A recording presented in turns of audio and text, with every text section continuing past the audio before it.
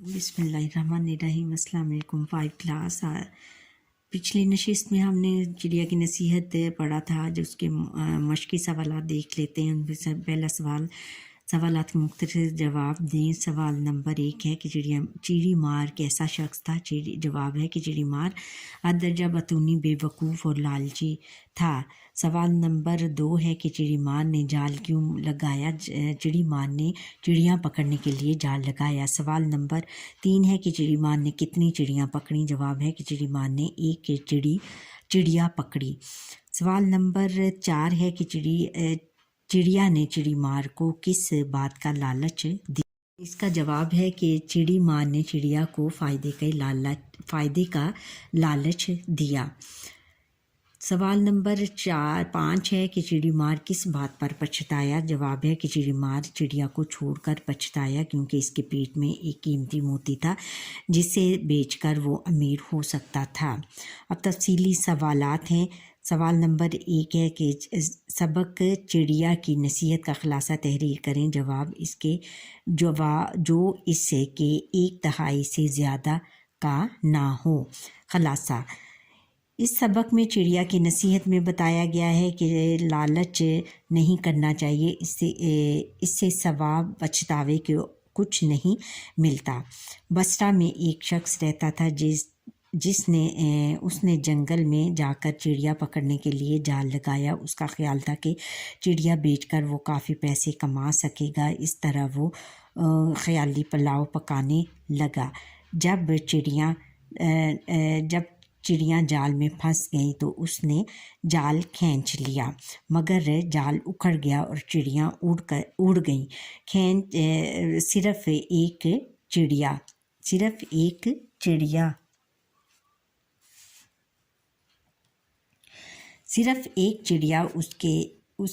उसमें आई। उसने इल्तिजा की कि मुझे छोड़ दो। चिड़ी मार चिड़िया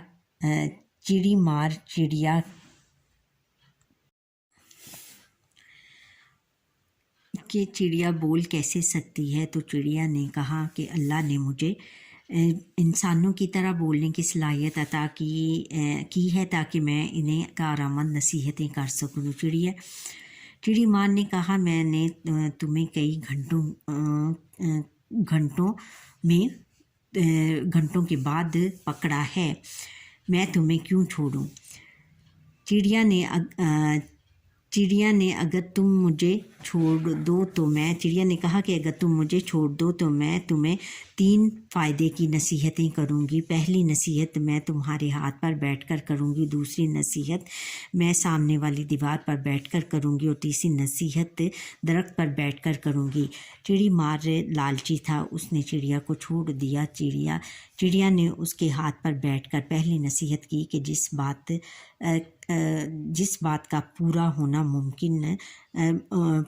मुमकिन ना हो उसकी ख्वाहिश ना करो। दूसरी नसीहत ये है कि जो चीज़ तुमसे खो जाए उसका गम ना करो। फिर उसने शाख पर बैठकर कहा कि तुमने मुझे छोड़कर गलती की। मेरे पेट में एक कीमती मोती था जिसे बेचकर तुम अमीर बन सकते थे। चिड़ी मार ने सर पीट लिया, कहा मुझे तीसरी नसीहत बताओ।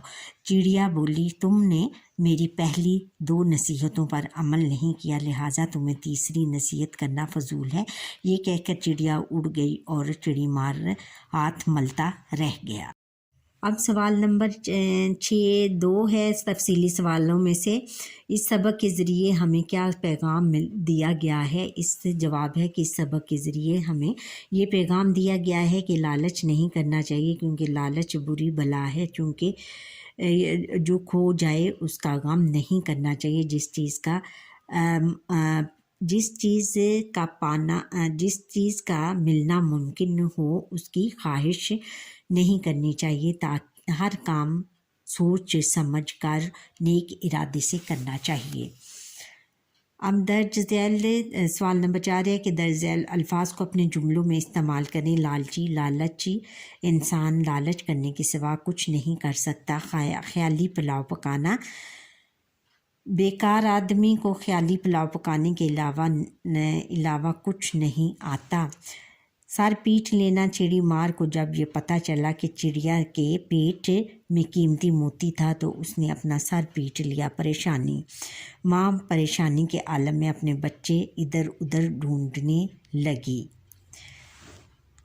अब आगे नसीहत है। नसीहत। अच्छे बच्चे अपने माँ बाप की नसीहतों पर हमेशा अमल करते हैं।